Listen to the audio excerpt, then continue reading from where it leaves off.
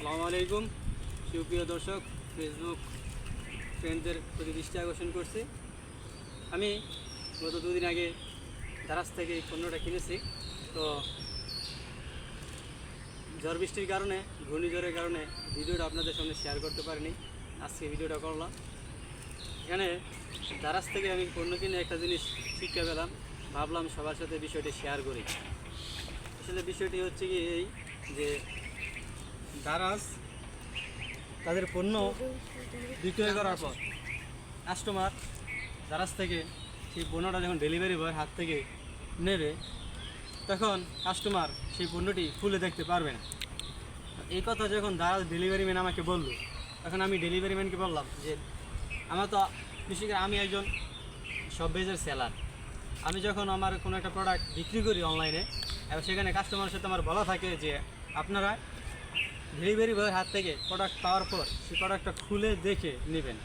যেখানে যদি ফাটা থাকে, ছেঁড়া থাকে, কোনো সমস্যা থাকে, সাথে সাথে ডেলিভারি বয়ের হাতে রিটার্ন করতে পারবেন। সেক্ষেত্রে আপনাদের আউট কোনো চার্জ লাগবে না। কিন্তু দারাজ যেটা করলো, দারাজ আমার সাথে বললো যে আপনি এটা খুলতে পারবেন না। আমি বললাম কেন? উনি আমাকে দেখালো, এই যে দেখুন, আপনাদেরকে দেখাচ্ছি স্ক্রিনে, একটু সামনে থেকে ধরো, ডো নট ওপেন। মানে তারা এর মানে হচ্ছে এটা ডেলিভারি বয়ের হাত থেকে নেওয়ার পর আপনি খুলতে পারবেন না, আপনি আপনার বাসায় নিয়ে খুলবেন। এখন আমার কথা হচ্ছে দারাজ যেভাবে দিবে বাসায় নিয়ে খুলবেন। আমি বাসায় আনলাম, আমার ডেলিভারি চার্জ দিলাম ওই জায়গায়, বাসায় এনে দেখলাম আপনি একটা অর্ডার করেছেন গেঞ্জি, সেই গেঞ্জিটা কালার ধরেন ফাটা, এই দিক দিয়ে সেলাই নেই, সেরা আছে। এখন আপনি সেক্ষেত্রে কী করবেন? আবার সেই ডেলিভারি ম্যানকে ফোন করবেন, বা পূর্বে কোনো ডেলিভারি বয় চেনা থাকলে যার মাধ্যমে আপনি এটাকে ফেরত পাঠাবেন। তাহলে আপনাকে ডাবল ডেলিভারি চার্জ দিতে হবে। এটা কেন? কাস্টমার একটা পণ্য নেবে, তার হাত থেকে, ডেলিভারি বয়ের হাত থেকে যখন নেবে, তখন সে দেখবে, দেখার পর যদি তার প্রোডাক্ট ভালো না হয়, সে সাথে সাথে রিটার্ন করতে হবে।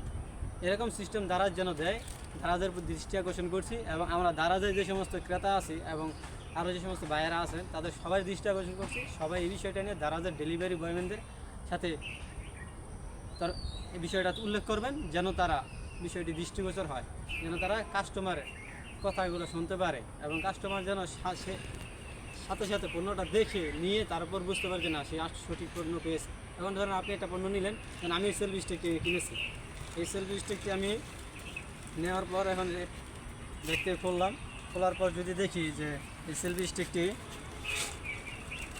উপরে কোনো কাজ হচ্ছে না, তো সেক্ষেত্রে আমি কী করবো? এটা আমি কি এই 150 টাকা পণ্যের জন্য আবার 60 টাকার ডেলিভারি চার্জ দিয়ে ফেরত পাঠাবো? তাহলে আমার পণ্যটার দাম পড়বে কত?